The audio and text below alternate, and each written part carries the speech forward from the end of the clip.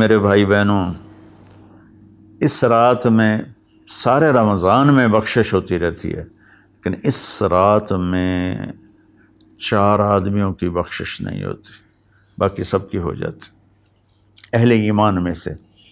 تو 4 آدمیوں کی بخشش نہ ہونے کا مطلب یہ ہے کہ اگر یہ توبہ نہیں کرتے تو ان کے لیے معافی کوئی نہیں، اگر یہ توبہ کر لیں تو ایک دم معافی، ان کو بھی اللہ کی رحمت ان کو اپنے چھاؤں میں لے لے گی۔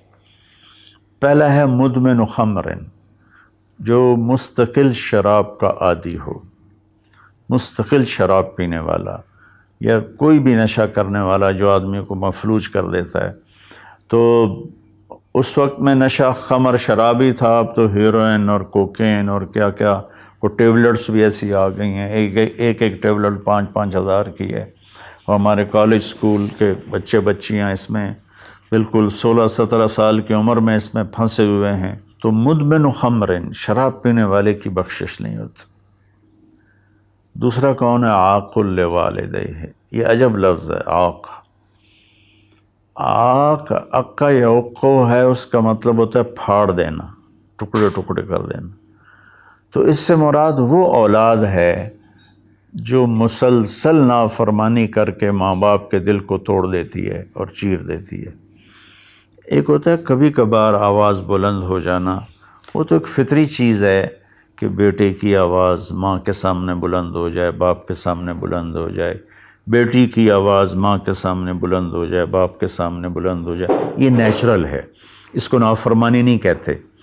یہ ایک وقتی طور پر ہوتا ہے، پیچھے وہ ان کو پھر بیٹے کو خیال آتا ہے تو وہ معافی مانگتا ہے جا کے، بیٹی کو خیال آتا ہے وہ معافی مانگتی ہے جا کے ماں سے، تو ان کو نافرمان نہیں کہتے۔ عاقہ وہ مرد، وہ عورت، وہ لڑکا، وہ لڑکی جو اپنے باپ اور ماں کے دل کے ٹکڑے ٹکڑے کر دے۔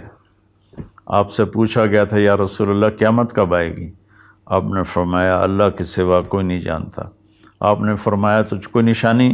تو وہ پوچھنے والے نے عرض کیا یا رسول اللہ کوئی نشانی بتا دیں، تو آپ نے فرمایا جب تم یہ دیکھو کہ بیٹیاں ماؤں سے نوکروں جیسا سلوک کریں، یا خاص طور پر بیٹی کا لفظ استعمال کیا، بیٹے کا نہیں، کہ بیٹے عام طور پر ہی سرکش ہوتے ہیں، بیٹیاں عام طور پر فرمان بردار ہوتی ہیں۔ تو آپ نے فرمایا جب تم یہ دیکھو کہ بیٹیاں بھی ماؤں کی دل شکنی کرنے لگ جائیں اور عرب کے بدو لمبی لمبی عمارتیں بنانے لگ جائیں، تو سمجھنا کہ قیامت قریب ہے۔ تو میں یہ بچیوں سے خاص طور پر کہتا ہوں کہ یہاں اللہ کے نبی نے بیٹوں کا ذکر نہیں کیا، بیٹیوں کا ذکر کیا ہے، کہ جب یہاں تک نوبت پہنچ جائے کہ بیٹیاں بھی ماؤں کے ساتھ نوکروں جیسا سلوک کریں تو پھر قیامت قریب ہے۔ تو یہ بہت کامن ہو چکا ہے ہمارے گھروں میں، کیونکہ اس موبائل نے اور یہ کمپیوٹر نے، انٹرنیٹ نے ہماری ساری زندگی اس کے اندر کھپا دی ہے۔ ہمیں رشتوں کا لحاظ نہیں، رشتوں کی قدر نہیں، ایک دوسرے کے پاس ادب نہیں۔ میں جب بہت چھوٹا تھا تو میں نے اپنی ایک پچھلی نسل جو اب ساری ختم ہو گئی ہے، تو ان سب میں اپنے ماں باپ کا اتنا ادب ہوتا تھا کہ کوئی ان کے آگے چوں نہیں کرتا تھا۔ میں نے اپنے دادا کے بھائی کو دیکھا ہے، دادا کو میں نے بس ایسے حلیہ، ایسے کہ حیولہ سا ہے بھائی، یوں شکل تھی لیکن وہ یاد نہیں، دادا کے بھائی کو دیکھا ہے۔ تو دادا کے بھائی کے جو بیٹے تھے نا، جب ڈیرے میں بیٹھتے تھے تو اپنے والد کے سامنے نہیں بیٹھتے تھے، پیٹھ کے پیچھے بیٹھتے تھے، حالانکہ دین کی کوئی خبر نہیں تھی۔ یہ اس وقت کی معاشرت تھی، مشرقی معاشرت۔ اب بھی آپ جائیں تھر میں تو ہندو عورتیں ہوں گی، جب گاڑی آئے گی تو ایک دم اپنا گھونگھٹ نیچے کر لیں گی، حالانکہ ہندو عورتیں۔ یہ تہذیب مشرق ہے۔ تو اسلام تو ویسے ہی عریانی فحاشی کی اجازت نہیں دیتا، تو ہماری تو مشرقی تہذیب بھی اس بات کی حامل ہے کہ عورت حیا کے پردے میں چھپی ہوتی. اور اللہ نے مجھے تاریخ پڑھنے کا بہت موقع دیا. دنیا میں یہ جو راجپوت قوم ہے یہ آرین ہے.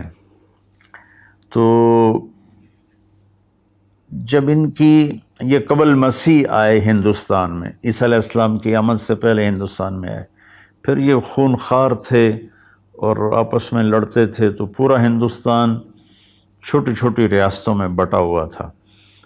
کبھی کسی راجا نے 5-10 ریاستیں فتح کر لیں ورنہ یہ اس طرح تقسیم تھا. تو یہ دنیا کی واحد قوم ہے. جب انہیں یقین ہوتا تھا کہ ہمیں شکست ہو جائے گی تو وہ سب سے پہلے اپنی بیٹیوں کو، بیویوں کو، ماؤں کو قتل کر دیتے تھے کہ کوئی ہماری بیٹیوں کی عزت سے نہ کھیلے، ہماری بہنوں ماؤں کی عزت سے نہ کھیلے. پھر جا کر لڑتے تھے، اور عام طور پر جس کو شکست ہوتی تھی وہی ایسا کرتا تھا اور اپنی جان دے دیتے تھے. چھوٹا سا واقعہ سناتا ہوں کہ مراٹھوں نے ایک قلعے پر حملہ کیا، شیر گڑھ اس کا نام تھا. تو اس کا جو راجا تھا وہ راجپوت تھا، اس کی طرف سے اورنگزیب کی طرف سے وہ وہاں اس قلعے کا وہ حاکم تھا، لیکن تھا ہندو. اودے سنگھ اس کا نام تھا اور اس کی 18 بیویاں تھیں. تو مراٹھوں نے اس پر حملہ کیا، تو رات کے اندھیرے میں حملہ کیا. تو سارے 5000 کی فوج تھی، ہندو مسلم کٹھے، وہ شرابیں پی کے پڑے تھے. وہ 300 آدمی اندر گئے، ان کو اکھاڑ دیا. تو اودے سنگھ کو جب پتہ چلا کہ میدان ہاتھ سے نکل گئے تو اس نے اپنی 18 بیویوں کا سر قلم کر دیا اور پھر آ کے نیچے لڑا اور خود بھی مارا گیا. یہ ایک ثقافت تھی، تہذیب تھی.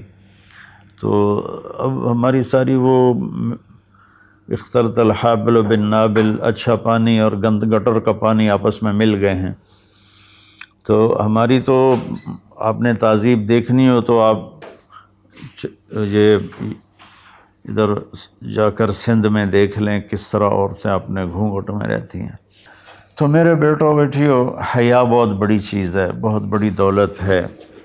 چونکہ ہم قرآن نہیں پڑھے، اللہ کے نبی کو نہیں پڑھا، تو مختلف قسم کی چیزوں سے ہم متاثر ہو کر اپنا وجود بھی گم کر بیٹھے ہیں اور اپنی تہذیب بھی مار بیٹھے ہیں. تو دوسرا شخص جس کی بخشش نہیں، وہ ہے جو ماں باپ کے دل کو ٹکڑے ٹکڑے کر دیتا ہے. تیسرا ہے قاطع رحم، جو رشتوں کی پرواہ نہیں کرتا، رشتوں کو توڑتا ہے، بدتمیزی کرتا ہے، گالی گلوچ کرتا ہے، اور کبھی بھائی سے لڑتا ہے، کبھی ماں سے لڑتا ہے، کبھی باپ سے، کبھی چچا سے، کبھی تایا سے. ماں اور باپ سے جتنے رشتے بنتے ہیں نا، وہ ذوی الارحام کہلاتے ہیں. تو جو اپنے رشتوں کی قدر نہیں کرتا اور ان کو ذلیل کرتا ہے تو اس کی بھی بخشش نہیں ہوتی. چوتھا ہے الشاحن.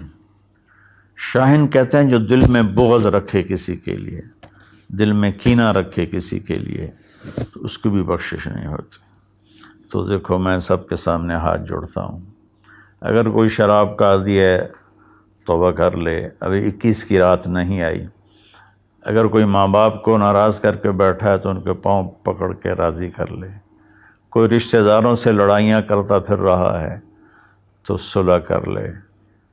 کوئی کسی کے بارے میں دل میں کینہ رکھتا ہے، بغض رکھتا ہے، تو اپنے دل کو صاف کر لے. ان چاروں میں یہ آخری چیز بہت زیادہ پھیلی ہوئی ہے کہ ہمارے دل نفرتوں سے بھرے ہوئے ہیں. تو میرے بھائی بہنوں، اس رات میں اللہ تبارک و تعالیٰ سب کی بخشش فرما دیتا ہے سوائے ان 4 آدمیوں کی. اور یہ بھی اگر توبہ کر لیں تو ان کی ساتھ ہی بخشش ہو جاتی ہے.